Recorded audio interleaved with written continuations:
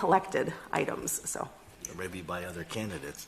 It's exactly who it is of competing parties. Representative McCreary. Thank you, and thank you both for being here. So when I was reviewing this bill, I was thinking more along the lines of Senator Jagler, what you were discussing in terms of porch pirates. Can you explain for me a little bit more about the mail fishing and how this would address that?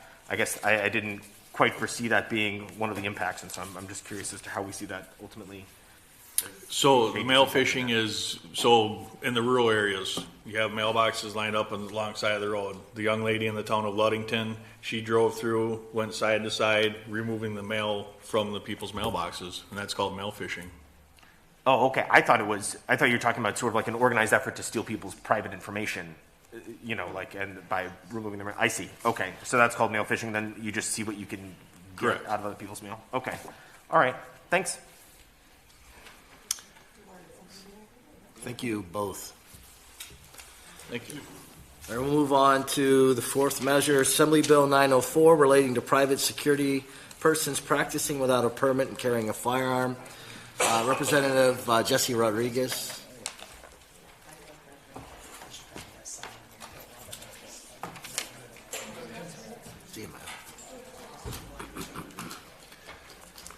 Representative, you have the floor. Just make sure the light is green.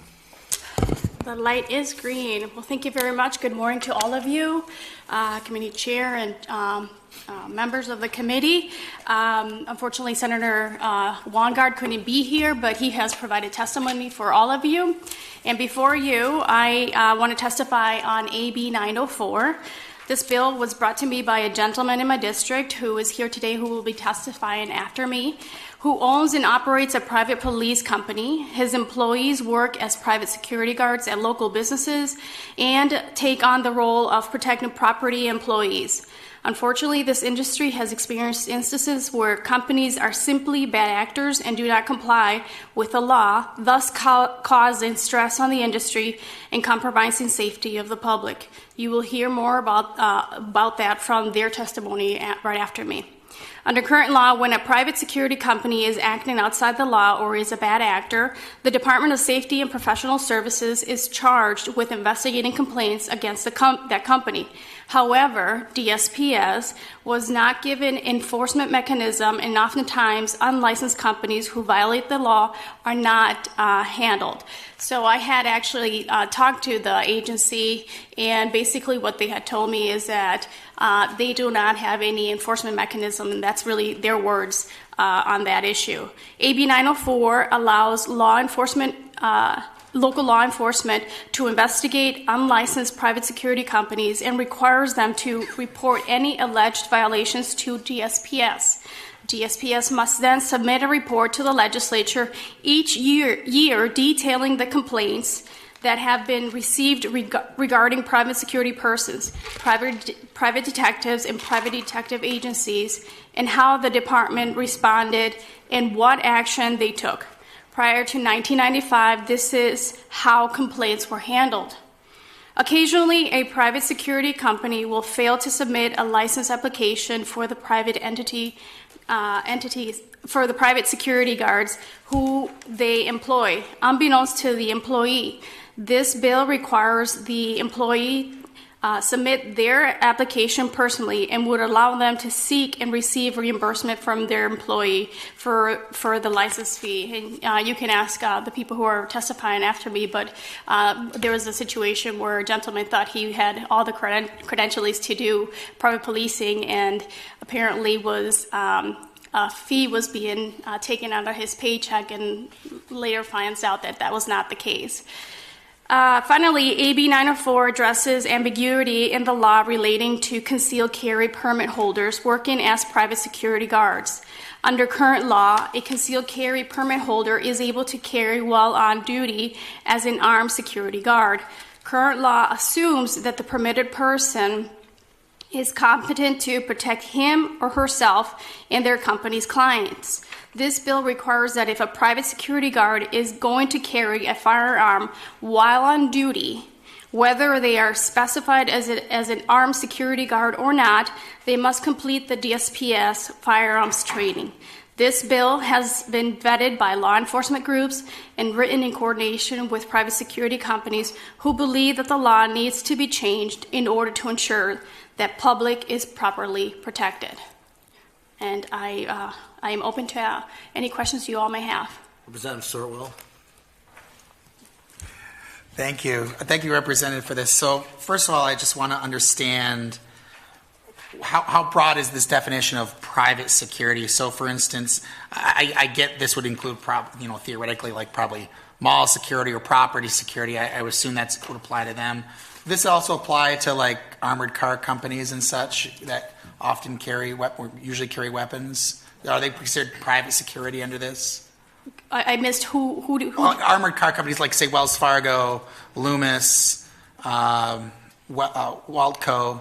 Does this include them? I would. Do you mind, Mr. Chair, if we can ask Ledge Counsel clarification on that? The definition includes any private police, guard, or any person who stands watch for security purposes. Stands watch. So what? Are you standing watch if you're bringing money back and forth between businesses and the banks? I believe you are. I would think that would be included. Okay. So how many people are we talking then, Representative, are kind of in this field, would you say, in the state? How much? I want to know how big of an issue this is where we're dealing with bad actors. Is this a really big problem that we need to deal with? Or is this, we've had a couple of bad actors? I mean, because we're talking about putting additional regulation on this and now having DSPS basically have, for all intents and purposes, a license because you have to get approved by DSPS now. You have to pass through their approval process now to carry the weapon. Is this something that's a broad problem, or do we have one or two bad actors that need to be dealt with? I would say that if you ask this question to the people who are coming after me, they would tell you that it is a bigger problem. When I had my constituent approached me about it, we had talked about language and how to fix or actually look into the issue. And as a result of that, I know that other private security companies had called my office in support of this type of legislation. So, and not in my district, outside of my district. So this is not just for private policing in my community, but also in other areas of the state. And I think the constituent can probably give you better numbers on that. Thank you. Representative McGuire. Thank you, and thank you for being here to testify. So I just want to make sure I understand. The bill requires what would be an employee of a private security firm to get certified through the state, right? And then if they're going to carry a firearm, they also have to get certified through the state. So if that is the law, I guess the second provision in it allowing municipalities and counties to enact an ordinance isn't what you're doing if you don't have a certification through the state. Aren't you already violating the law? Why would you sort of need a local ordinance for that? Well, I think what we're trying to get at with the licensing of the individual is situations where people think that they have been licensed and clearly have not, and that was because of the process that's been used. So instead of the organization sending the application in, it would be the employee who would send it in, so that way they would know, and then they would get reimbursed by the employer for the procedure. So it's kind of, we were trying to figure out a way that other entities have done this, and we looked at other trades who do this, kind of like the cosmetology, all of them. This is the process that they use, so we decided to emulate that. Okay, so I guess it's my understanding that one of the purposes of this bill is to allow local law enforcement to help enforce this DSPS. Mm-hmm. Provision, right? I guess, is there a barrier to that happening does it require a city or a municipality to pass an ordinance for local law enforcement to enforce, or can they enforce either way? You want to answer It's a great question. Do you mind if we ask Ledge Counsel on that? I can't remember what the language we adopted was. Sure. So the bill allows any local unit of government to enact an ordinance, basically prohibiting anyone from operating without the proper permit or license. And it has a reporting mechanism as well, that they should report it to the department for the purposes of department enforcement. Current law wouldn't prohibit enforcement by the state, of the state law, so they would already be violating that. But this bill also allows and puts some limits on what kind of ordinance a village might pass to. Does that help? So today, right now, can a local law enforcement officer go and issue a citation for somebody in violation of DSPS requirements No. under existing law? They could, because it is a criminal violation under section 440.26, which is the statute regulating these businesses. There is a fine of $100 to $500 and a 3.5-month imprisonment.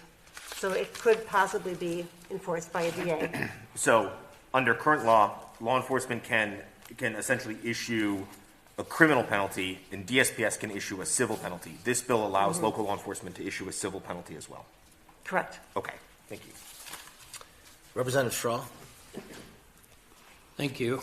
I'm having an issue with this, the same line. So the bill allows local law enforcement to investigate unlicensed private security companies. So does there have to be a complaint, or does this just allow the police, gets a phone call from somebody that has competition now, and let's say they're licensed, and the person says, this company is unlicensed and they're breaking the law, so the police go and investigate when in fact the company was licensed and there wasn't any problem. I'm having an issue with law enforcement being able to investigate without any law being broken. Well, currently, most prior police officers can check the DSPS website to see who is licensed. So they can currently already do that. And that's the reason why this became an issue, is because if you hear the testimony from the people that are coming after me, they'll tell you they can go in the system. They currently can go in the system and see that someone's not licensed. They report it to DSPS, and DSPS has said to us that they don't have any enforcement mechanisms, so they can't really enforce. They're limited to what they can enforce. So this is the reason why we decided to send it back to the locals. So the process right now that we're seeking to change was initially during the Thompson years. This was the process. It was local law enforcement who was enforcing the laws in those days. When the Doyle administration came in, they changed the agency and some of the reporting and some of the enforcement mechanisms, and so we moved to a DSPS having the enforcement. So we were trying to kind of go back to how it used to be when this was an issue in the past. So just to be clear, there has to be a report or a complaint made. The police can just not come in and investigate on their own. There has to be a complaint. Well, I think you can look into the website and see who it is and see if whether or not they have a license or not. That's not answering my question. Well, we have Ledge Counsel. Ledge Counsel probably can answer that. If I'm understanding the question correctly, the bill doesn't change any ability or inability for law enforcement to look into a violation upon a report or on its own initiative. It just allows a local unit of government, if it wishes to enact an ordinance. So that's where I guess I'm having an issue, because that's not the way that I read the language. I'm good for now. I'll have to do a little bit more research, but and what's the statute that this falls under? Excuse me. It's 440.26. Thanks. All right, thank you. And I'm sorry, enforcement generally is 440.21.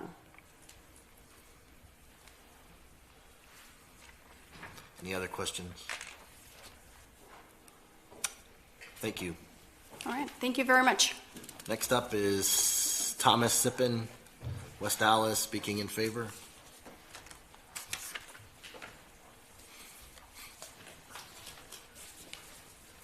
Thomas, just make sure the light is green, then you have the floor.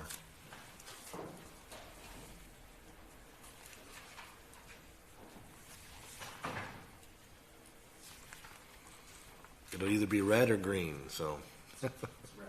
Then you need to push it and make sure it's green. Now it's green. Thank you. There you go. Now we can hear you. Good morning. My name's Thomas Sipin. I've been training police, military, private security, and civilians in all areas of the use of force since 1980. Retired police officer. I'm certified, among other things, in the several different agencies for firearms training.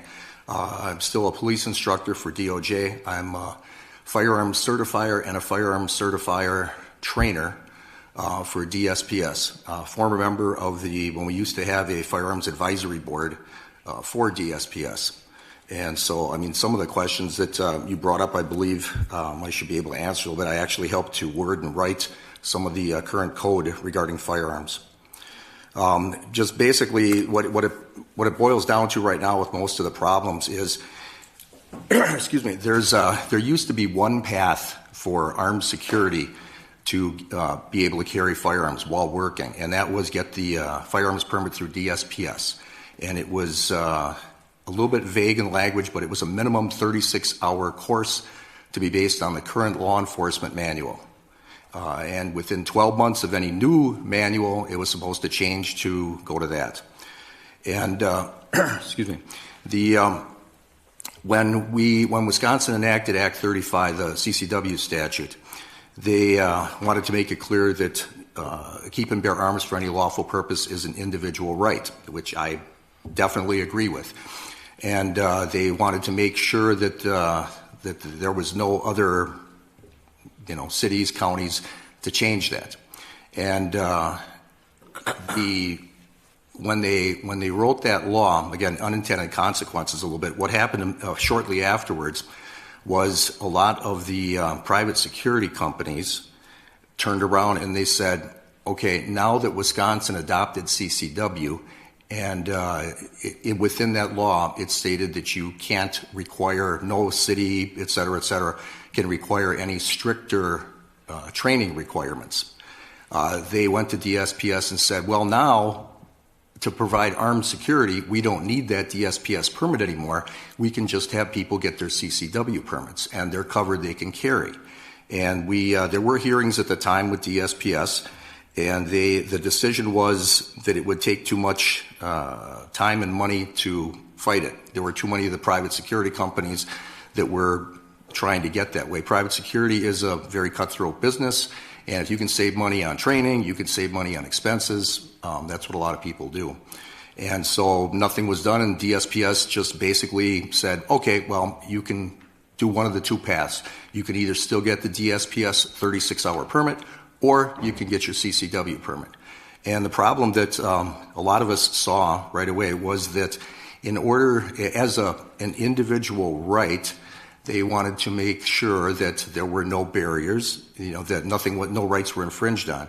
So basically, it is very easy to get your CCW permit in Wisconsin. There's no basic training requirements, but there's no, people can satisfy that with a 3-hour, sometimes a 2-hour course, depends on who's teaching it.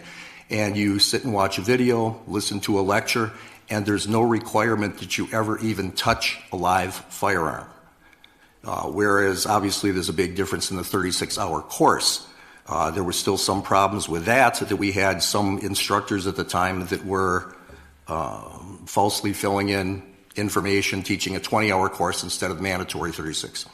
There were some people that, as far as live fire, even with the 36-hour course, there was one instructor that I know would walk into the range with 5 people, sign in, and 20 minutes later, they'd sign out, and that was their entire firearms training, their live fire. There was another firearms instructor that there was no live fire at all. They did all their training on handguns, shooting in a computer screen. That was it. So that was a problem as it was. But if the whole thing as an individual right, if you want to carry a firearm, that's your right, and that's also your individual liability.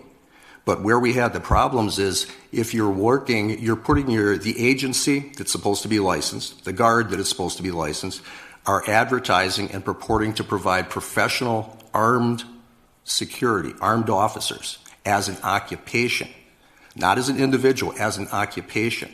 And people that are requiring, because one thing that's required, if you're going to provide armed security, the client has to provide in writing, we want armed security and why. And all of that basically is just gone down the tubes because people are relying on that individual right to provide an occupational, professional service. And the fact that, as an individual, you want to absorb that liability yourself, that's one thing. But you're advertising, we provide armed security, professional armed security guards. They use these tools. They use these weapons. There's an expectation that these people have gone through some type of training, more than an average person, and at least they've actually picked up and fired a gun.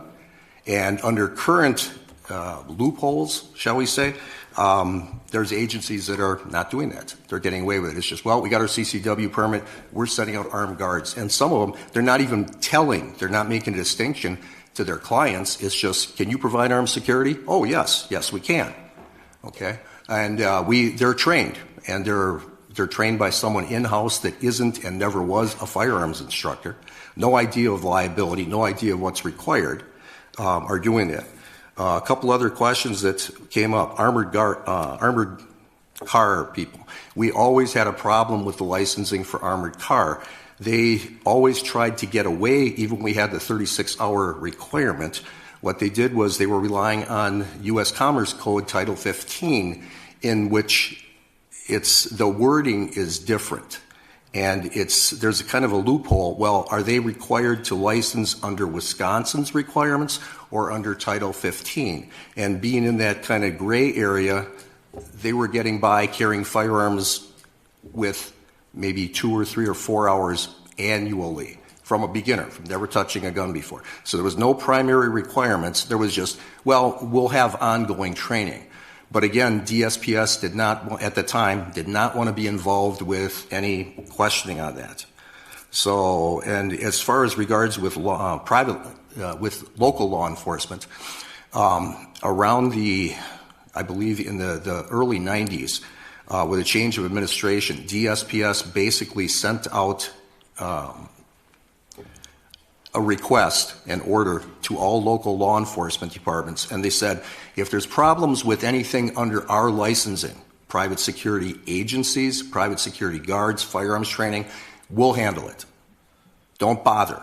We take care of our own, investigations. We take care of our own penalties. And basically the police departments, including where I was working at the time, were said, don't do it anymore. And up until that time, at least as an example, Milwaukee had a professional certification, professional services. And at least every Christmas time, right before all the armed guards started to come out because of the shopping, they would go around and at least check on the guards that are working. Hey, can I see your permit? Okay? And they would make sure, because again, it's one thing, well, you're on a computer, now you got to go through and, well, is the agency licensed? Is there any penalties on them? Is this officer licensed?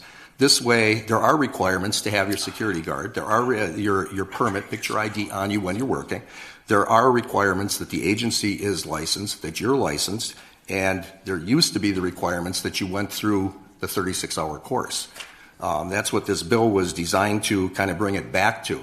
And as far as, maybe the word going back out to police departments that, hey, you don't have to just wait for DSPS, because that's what people started doing. If there was a problem, they would just send an email to DSPS, and DSPS would say, okay, we've got 3 people that can work on investigating things. When we get to it, we'll get to it.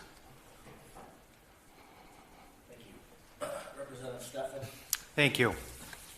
Thank you, Mr. Sipin, for coming. Why does the state need to get involved with this? If I'm a property owner or a business owner and I'm looking to get security, those elements or levels of training are all things I can make as a prerequisite for the hiring of my security staff, right? So if I have a very low security threshold project or property, maybe just the CCW is sufficient. But if I have something sufficient in order to be eligible to work for me, secure my property, my business, I put in there that you also must have the 36 hours of live training or whatever it is. I guess I'm not understanding why the state needs to get involved where a private contract or private process can suffice. Excuse me. Under current law, to provide security, this came up with the University of Madison, actually probably about 15 years ago, in regards to, in their stadiums, they were providing people that they were calling ushers. And if you were an usher, you weren't security, and therefore you didn't have to have a license through DSPS. And the laws that were written, as they were written, requires that anyone that provides security, standing watch for the purpose of security, and that, I mean, includes all the way down the line. The only exceptions that were written is it does not include if you are working for a law firm, and that's the only place you're working. You can investigate. If you are only doing usher service, you're not providing any security, you don't check IDs, you don't offer to do anything, you don't need a permit as an usher. So we do have that under current law to provide security lawfully. You have to have it has to go through a private detective agency. That agency has to go through their checks, provide insurance, and be licensed. And in theory, they're supposed to make sure that any of the people that are working there to provide security have to have a private security permit. That's the way the law is written right now.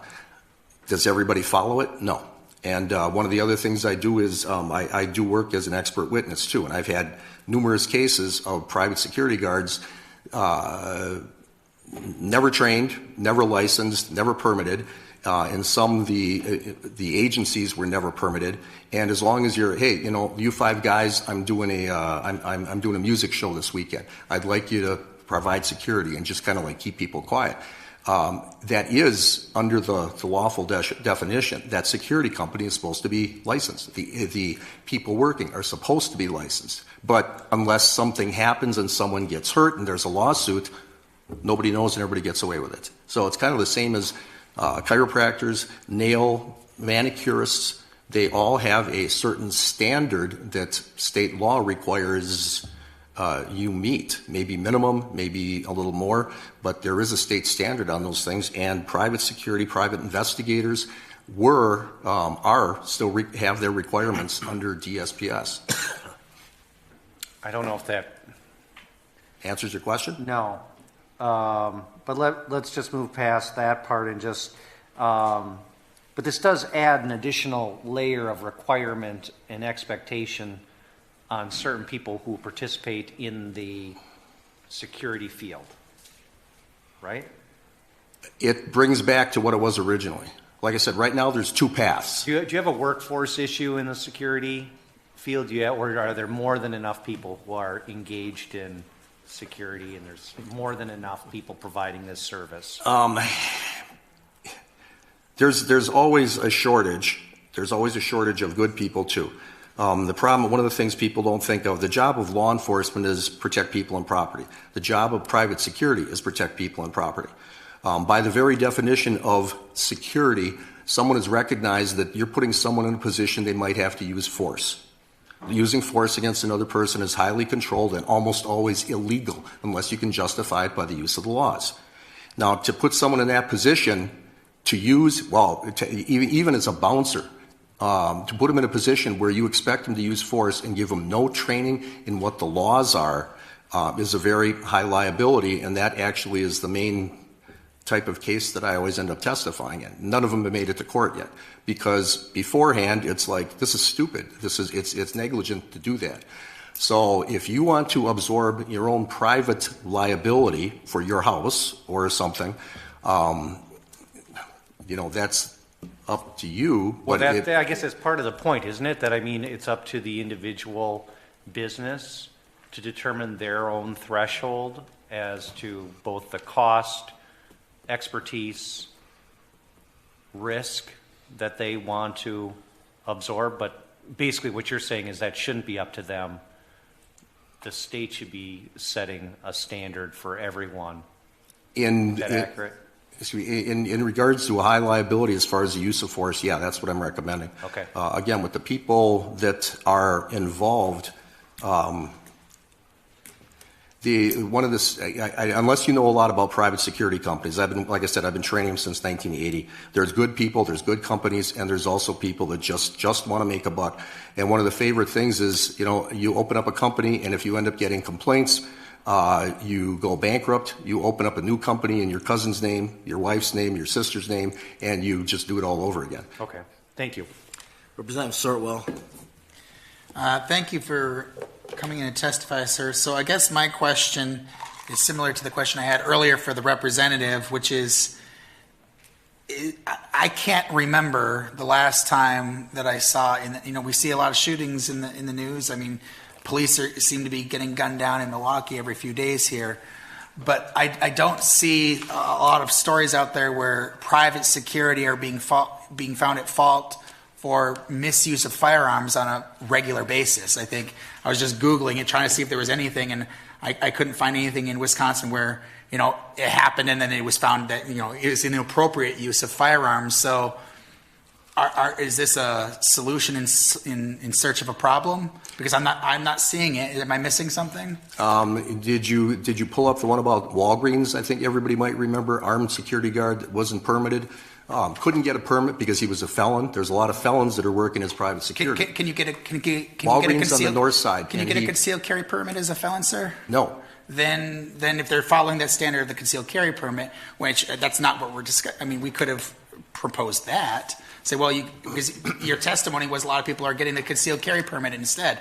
Well, apparently they weren't doing that. Okay, but I mean, you had just mentioned people that weren't licensed and any problems with using a firearm. Okay. In that case, like the security guard that wasn't trained or licensed from Walgreens, someone stole a comb. I don't know if it was on the north side. I don't know if this rings a bell with anybody. He chased them outside and shot and killed them for stealing the comb. Okay. So when was that, sir? I would have to go back and look. I would say 15 years ago. But So you don't hear. Wait a second here. That's 15 years ago. So you gave me one instance in 15 years. Now, I'm sure there's probably others because instances happen that don't make the news necessarily. But offhand, you can give me one in 15 years. That doesn't seem like a huge problem to me. No, I've had 3 other ones involving nightclubs in downtown Milwaukee or the north side, where, again, there are people doing security, unlicensed, untrained, and the type of thing was, even in some of them, there was the metal detector when you walk in. Yeah. But if you're the security guard, you can let whoever you want walk around the metal detector, and that's what happened. And downtown Milwaukee, a couple where people ended up getting shot, and how did that gun come in? Well, the guard let him walk around the front. But we're talking about but now wait a second. That's a different topic. Now you're talking about other people shooting. I asked you for instances where the security guard was misusing his own firearm, the one that he's carrying. That's not the same thing, sir. Okay. Yeah. Appreciate it. Just Thank you. the training, that's all. Representative Horlacher. Thank you. So, private security guards, do they have detention capabilities? Like, can they detain a suspect? Under certain conditions, yet. So, 94350 retail theft statute. sure. It seems, though, that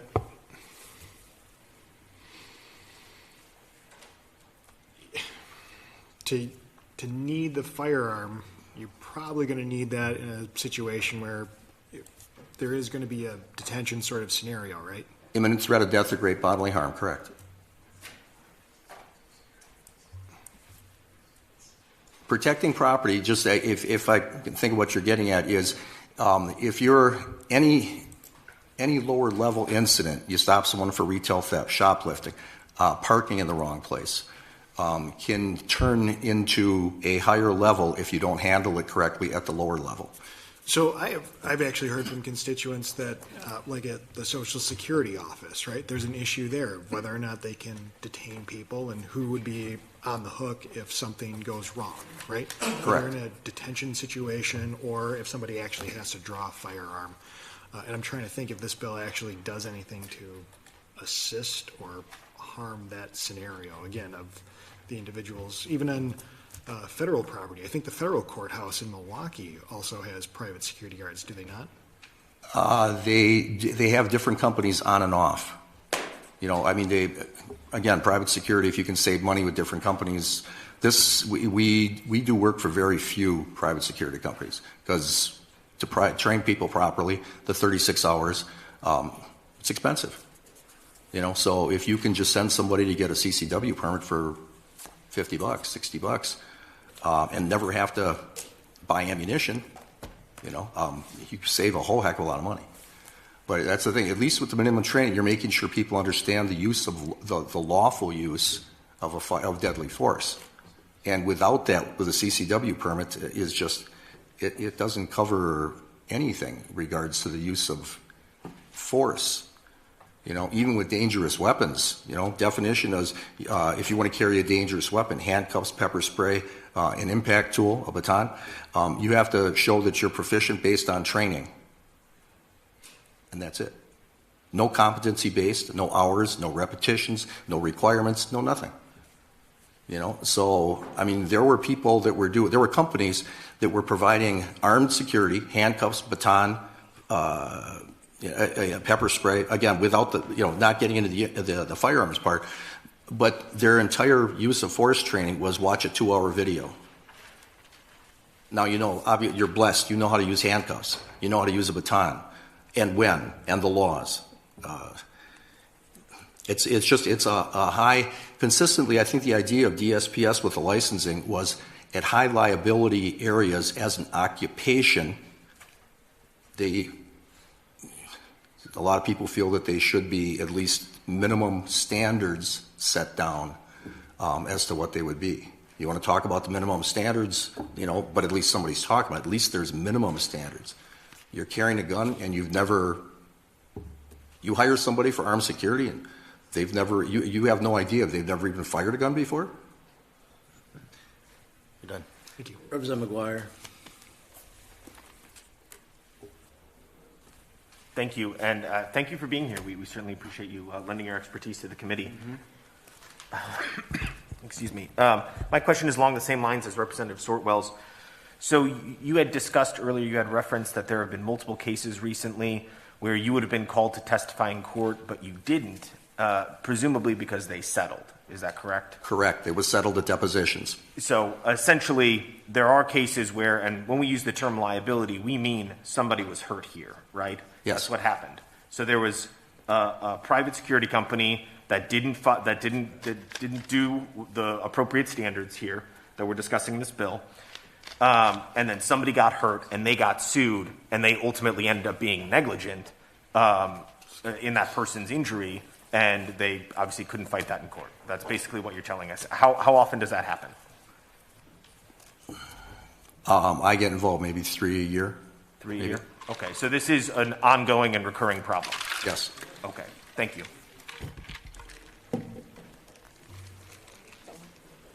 Representative Bowen. Thank you, Mr. Chair. Thank you so much for your testimony. And can you give some insight in this career for quite some time? You were around, correct, when before 1995, how this was operated with the local police departments? Can you give some insight on that? Prior to that, like I said, the Milwaukee at least was the only one that did it as a. They had a unit. And their job was, they would, among other things, they would just go around and they would check to make sure, okay, you're working security, can I see your permit? Okay, and your company is, okay, and they would just check licenses. And if you're carrying a firearm, like I said, around Christmas, there's a lot more armed security. So they check their firearms permit. Other departments generally did not, truth to tell, most police departments at that time had no idea what private security could do lawfully and what they were not supposed to do. And so most departments didn't get involved in anything until there was an incident. And in most cases, private security was holding a shoplifter, and you just go and they give you the paperwork and you take care of it, and that was it. It was another thing to do, and unless somebody had a problem, okay, well, this guard just, this guy did this, it shouldn't have happened, that can't be legal, and then people would check into it further or write them, municipal tickets or something else. But if they would send a complaint in to DSPS, if they got to it, it would be usually 2 or 3 years down the road that there was any type of disciplinary action taken. And usually, what they always told us was, we have 3 investigators that cover the whole state. Got it. Thank you so much. Seeing no further questions, thank you for your time. Next up, we have testifying, I believe, together, Kurt Bennett and Conn McCreary speaking in favor.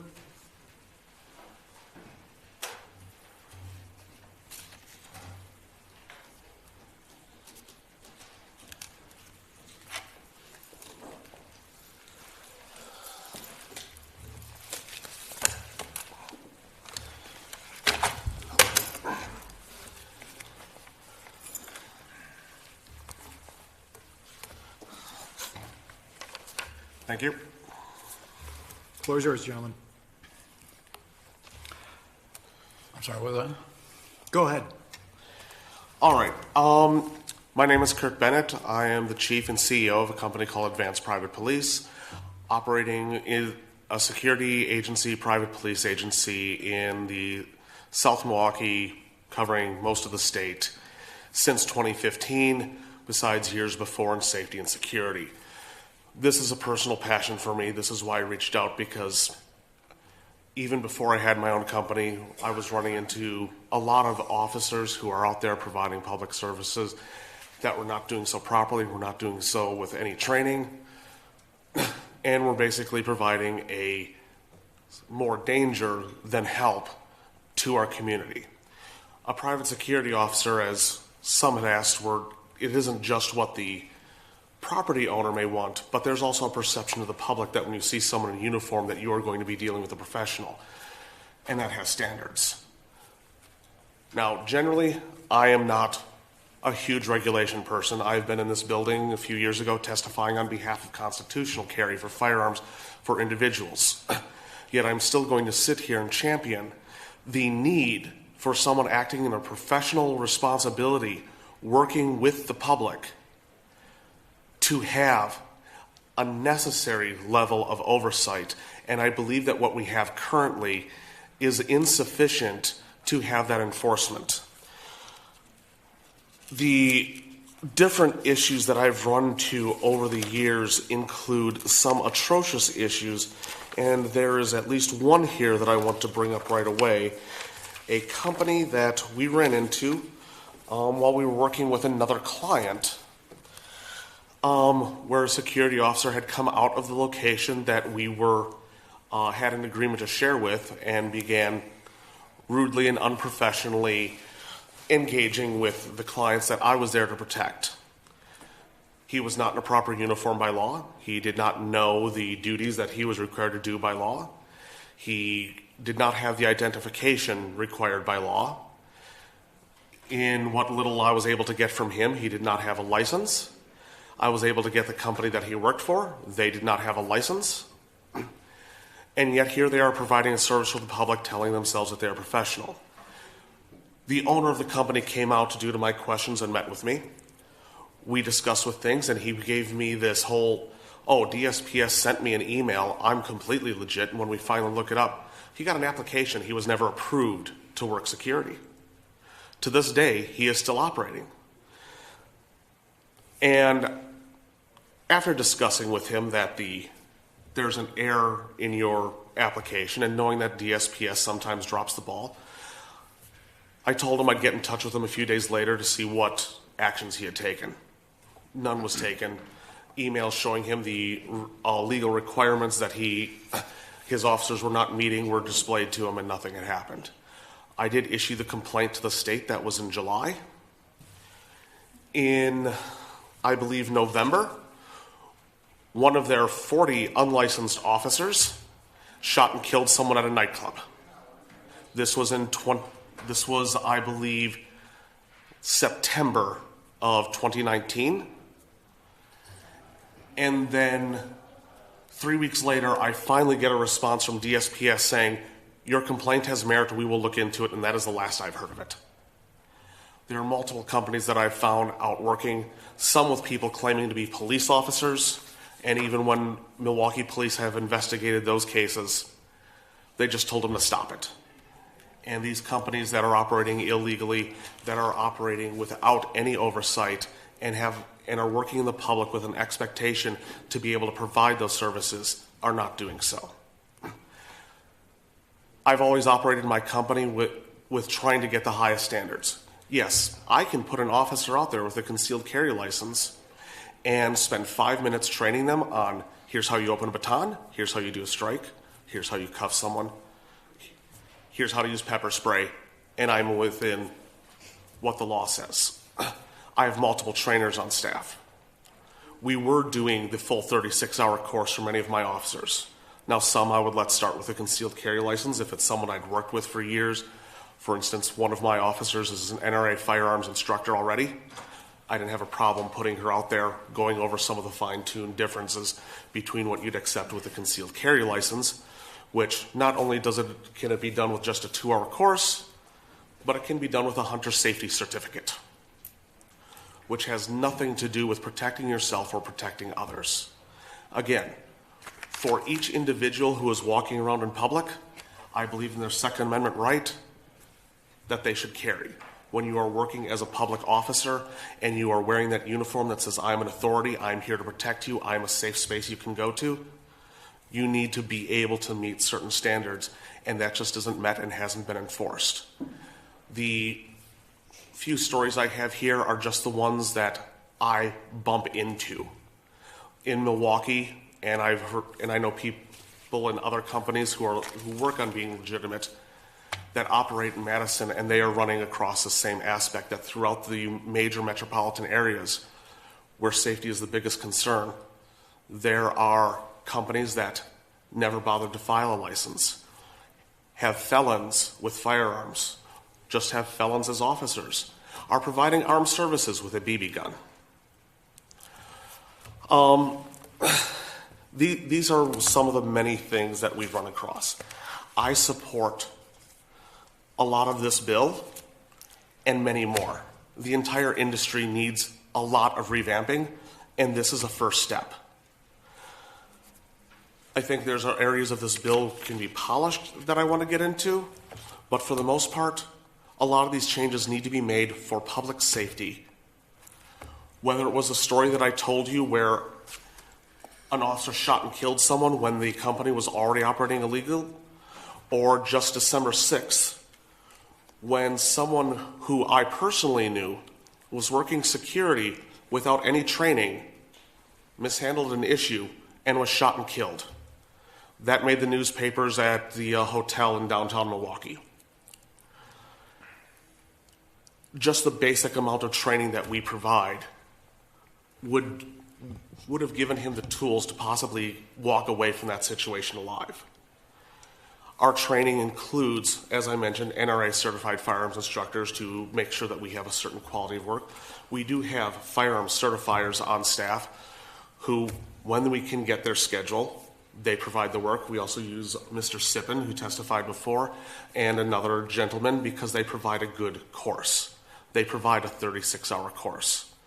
Mr. Sipin used the past tense of the way some companies provided efficient courses of 10 hours, which don't teach nearly enough.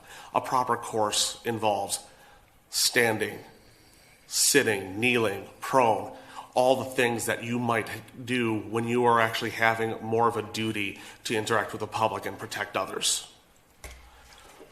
My first class was 10 hours and was actually taught by a former police sergeant. It was done sitting around in a nightclub that we also had the contract to protect, and was just done in a few classes each night, and I learned more in my concealed carry class that I had gotten for free from Wisconsin Carry.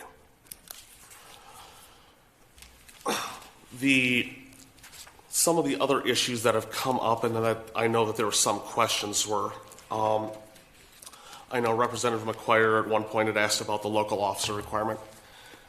Everyone who works in security, by current law, is required to carry an ID. Every one of my officers can and knows they need to identify themselves at least as much as is required by law of which company they work for and a personal identifier so that their license can be checked. They need to carry their license on them at all times. My officers know that they are to adhere to that law. And if someone asks them, they will give the basic questions just to provide that we are in that compliance. Officers can do that. And I have, as a company owner, I have no problem with that because I make sure that my officers are provided with that. I give them all the tools to be professional. Even our lesser use of force, whether it's baton, handcuff, pepper spray, we have multiple trainers on staff who does that. A baton alone is an 8-hour course. Handcuffing is an 8-hour course. Pepper spray is a 4-hour course. You have to go hands-on after being pepper sprayed to show that you can actually work through the inevitable. Wind is going to come back in your direction, you're going to get sprayed. These are professional requirements that most of the places I go, I don't necessarily feel that the officers there are safe, and I thank God that I've had enough training that I can take care of myself. The other aspect of that is the DSPS lookup. If I give you my ID, whether it's my company ID or my security permit, you have everything you need to go online on your phone and look up not only is my license current, but it'll automatically say which companies I work for. And you can then look up those companies and make sure their licenses are current. If they're not, you can find out why. He mentioned that there was a shooting several years ago in a Walgreens. Currently, the Walgreens in Milwaukee are covered by a company that lost their license because they don't have insurance. If you go in there and something happens, who's protecting your liability? I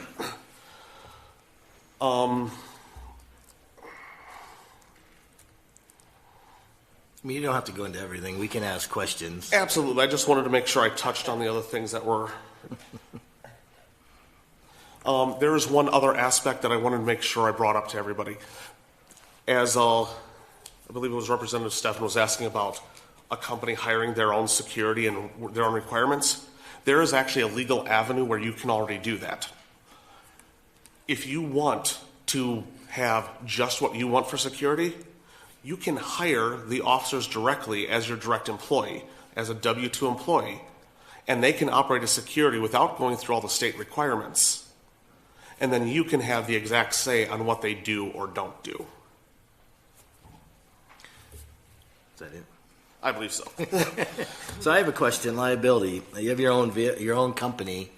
So from a liability insurance process, what's your carrier require as far as, do they basically say that you need to make sure these are licensed and that there's trained and all that? I would assume that any insurance company is going to want to make sure that all the T's are crossed and the I's are dotted before they just hand you a policy and say put whoever you want out there without any training.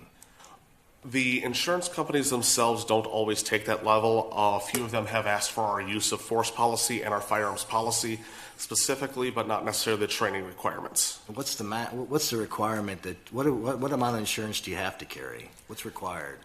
It's actually minimal under state law, and I do not recognize that number, but we carry a $3 million policy, $1 million per occurrence, which significantly exceeds what's required by the DSPS. Let's counsel. Do you know what's required? It requires for a detective, for the agency itself, a $100,000 minimum, and for a private detective individually, a $2,000. So maybe the next thing we need to talk about is insurance requirements.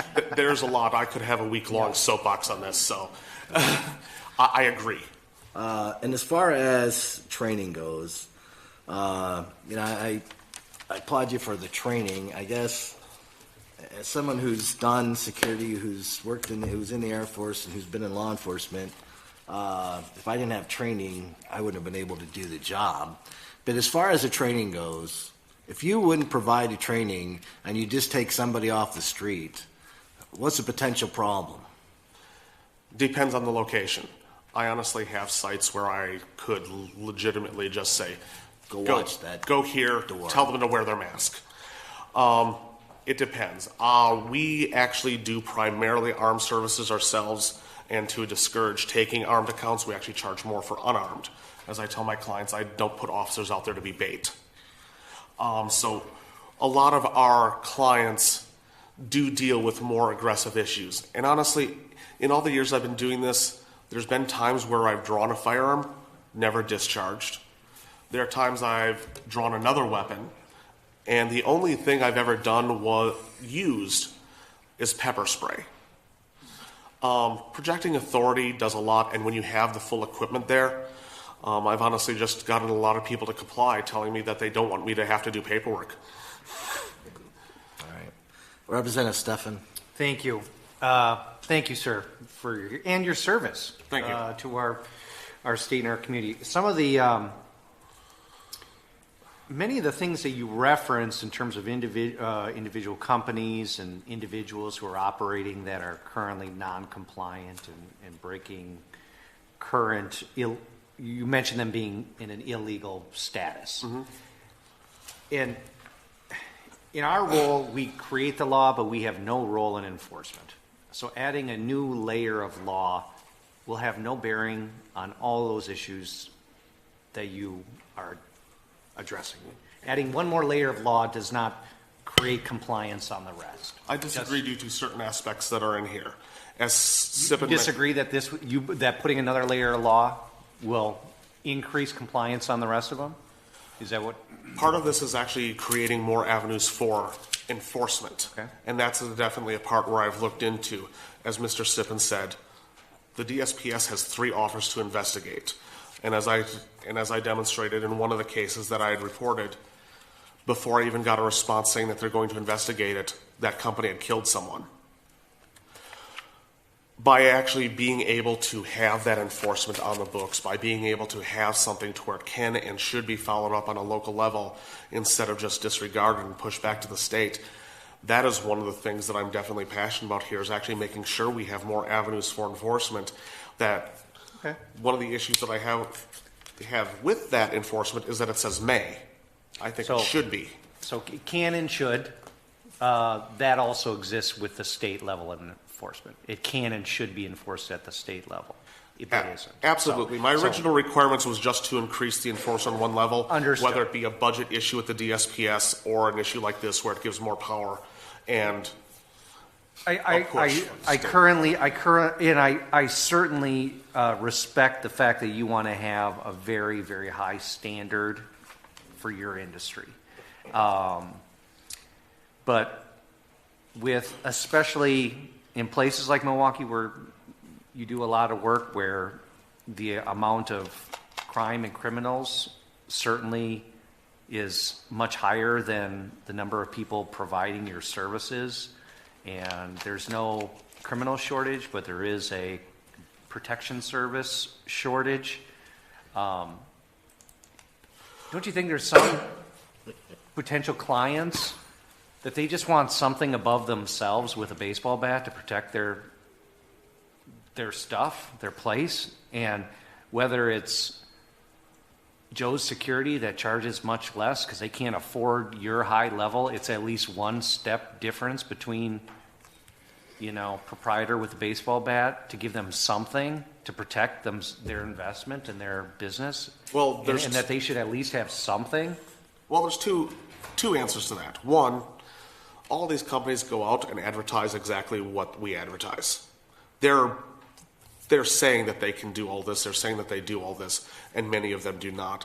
And especially when you're dealing with something like that, having your security company not have proper insurance is a big issue. Now, I do still have to prove that we are licensed by our security agency. We have to send in both a form saying that we're insured to the state, and when we get our insurance, we have to show that we have the necessary licensure and that respect that. And again, there is the other caveat that if you don't want to pay the rates of a proper professional company, you can direct hire those individuals. We have actually had clients who couldn't afford us, and we worked out other things with them where get your own people and we will train them. And we just charge them for the classes when we run the classes. Okay. Because I get it, especially for a small business. We are an expensive service. Our company is one of the more expensive in the southeast Wisconsin, if not the state in general. Part of that is because of what we provide. Correct. So we understand that you've got a small shop, you're getting hassled, and you can't afford us. I'm still going to try and find you another option because I do this as a passion. If we didn't have a capitalist society and we had that utopian, I would still want to do this. I can't provide that charity, so I need to charge what it's worth, and I want to take care of my people so they will take care of their clients. And that's one of the other things that varies on this is I actually pay higher than many of the companies in the city because my officers deserve it, and they've been through it, and they have that training. Thank you. So you're going to get what I bring in and attract by providing this additional training and providing these additional wages and benefits to my employees. They're going to take better care of you because they're going to have more pride in their job. Got it. Well, thank you. Thank you for your, and by the way, capitalism is part of utopia. Degrees. Representative Sortwell. That was a great ending statement, Representative Stefan. But the question I have then for you, so, I mean, the main thrust of what you like about this bill then is that there's an additional way for local law enforcement basically to enforce these standards. But as was pointed out by Representative McGuire earlier, the local law enforcement can already enforce these standards under criminal law.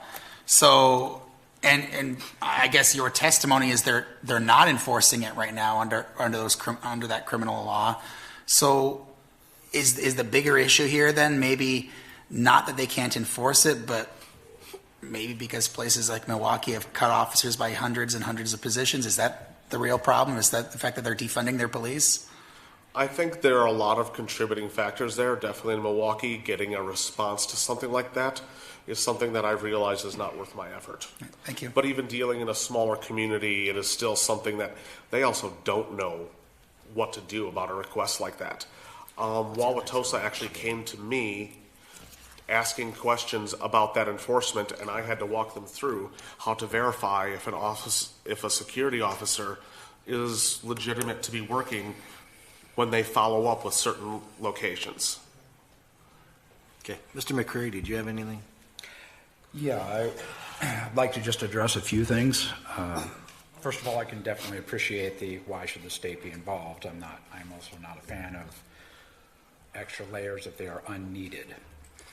I would say that in answer to that these standards are needed, particularly enforcement, as we've discussed here already, of existing standards. I don't know if legislation can be put together that I would be in favor of more. By the way, I'm not used to public speaking, so forgive me if I am not polished.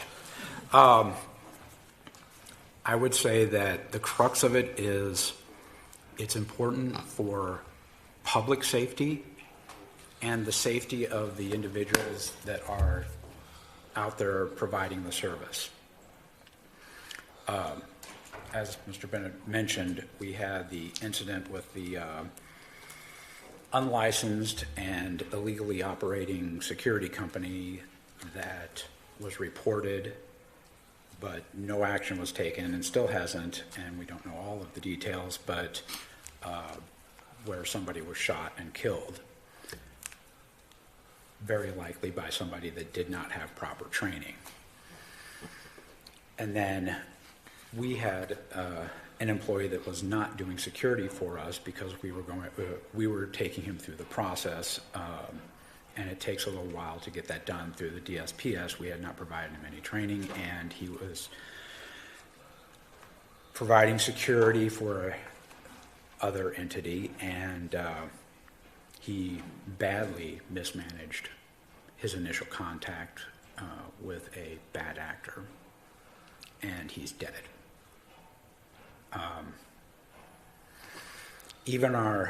We break our training into basic, intermediate, and advanced.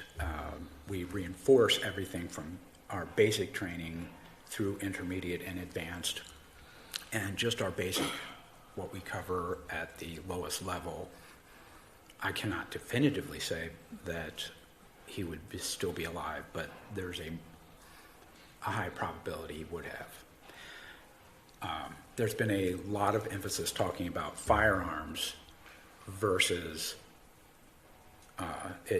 versus the other standards that are already in place, which is you're supposed to be out there, duty belt, the gentleman that works security, you have other tools, and that has to go, speaks to use of force and how much you should do it and when you should do it. If you are not confident about de-escalation tactics, you're not going to necessarily start there. If you're not confident with open hand techniques, if you're not confident about using OC spray, restraints, baton, you're more likely to fall back on the firearm. And currently, as he mentioned, there's a requirement that that whoever goes out there and is working security should be trained. However, the current wording is essentially like, here's a baton, you extend it like this, hit the bad guy. That would be sufficient currently. Even that's not being enforced. My background, I'm actually new to this. I've been working with Mr. Bennett a couple of years. I don't actually do the security work. I'm more administrative and sales, etc. I will emphasize that what I run across is the companies that don't provide the training that we do to our officers are selling that they do. So they are setting an expectation with business owners, and I run into this all the time, or at least I'm aware of several instances of this where the company that they end up with or currently have, they either believe that that's what they're getting or are expecting that they're going to receive. I will also, as somebody new into the industry, prior to that, my expectation when I saw a security officer somewhere falls in line with what Mr. Sipin said, that I expected that they would be trained at least to a certain level, and that has not, it's been very eye-opening that at least in the Milwaukee market, I can't speak to the rest of the state or elsewhere, it's been a troubling, eye-opening experience finding out that it's more likely that the individual that is there that I would be expecting to protect me in a bad situation doesn't know what to do or where the line is, and probably has had no training in use of force when it's appropriate, and is and very likely not necessarily comfortable with the lesser measures that don't involve drawing a firearm. Prevalence was brought up.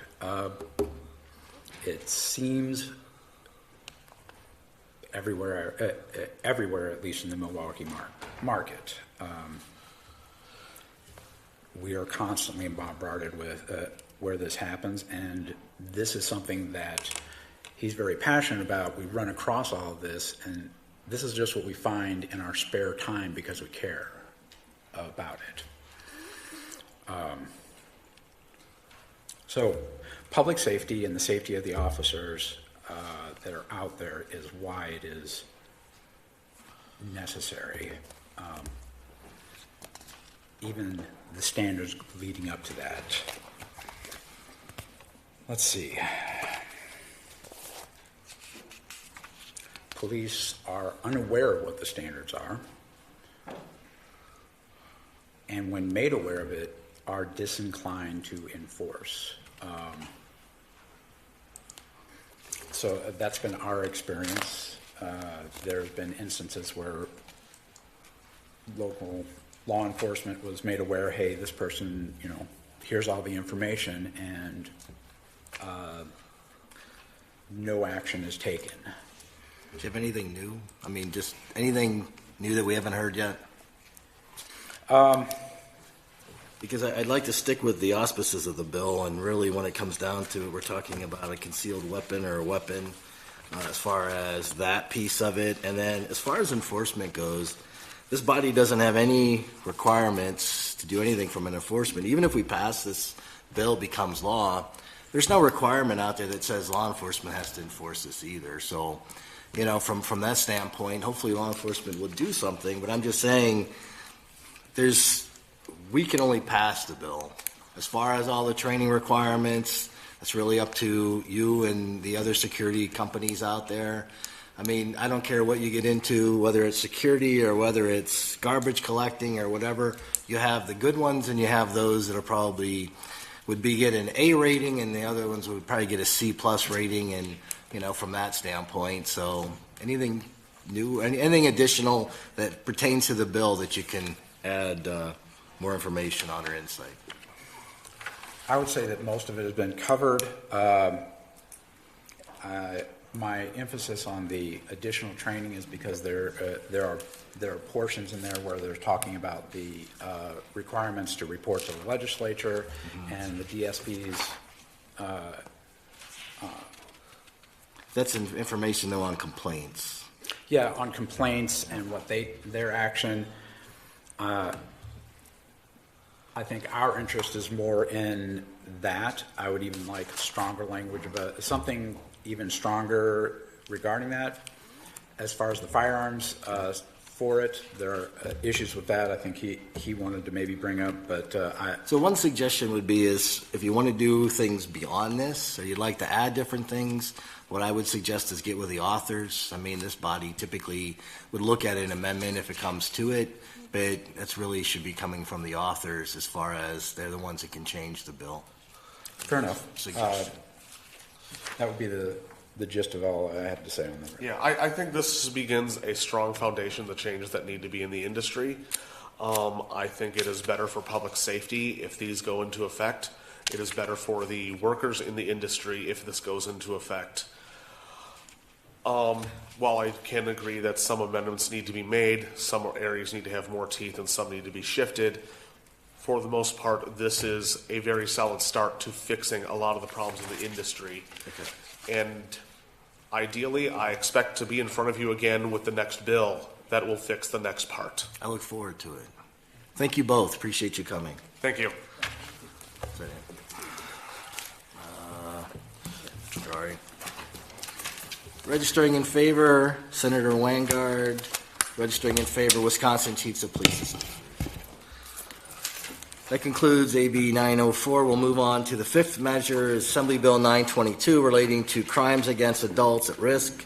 Representative Witchers and Senator Jock.